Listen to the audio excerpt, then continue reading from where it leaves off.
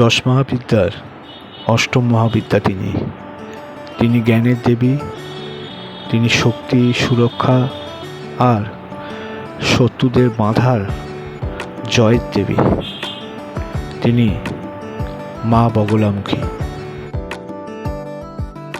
70 বছরের পুরনো এই বগলামুখী মায়ের মন্দির খুবই জাগ্রত, আর তাই প্রতিদিন বহু সংখ্যক দর্শনার্থী ও ভক্তরা আসে মায়ের পুজো দিতে আর মায়ের কাছে মনস্কামনা জানাতে। বেহালার ম্যান্টন বাস স্টপেজের উল্টো দিকের রাস্তাটা দিয়ে ভেতরে কিছুটা এলেই ইসলামিয়া মাঠ, আর এই ইসলামিয়া মাঠের খুব কাছেই এই মায়ের মন্দির।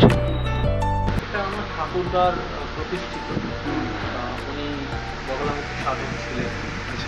তো আজ থেকে ধরুন প্রায় 70 বছর আগে ওনারই নাম।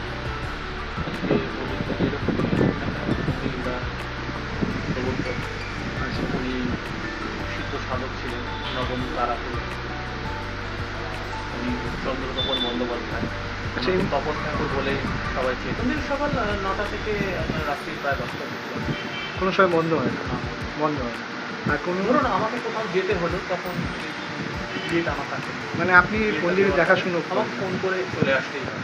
যদি আমার সাথে যোগাযোগ করতে চান ফোন করে আসতে। 15 তারিখে আছে 15 তারিখে মাতার উৎসব আছে, আর আমাদের বাৎসরিক পুজোটা হয় রটান কালী পুজো। আচ্ছা, সেই কালী পুজো।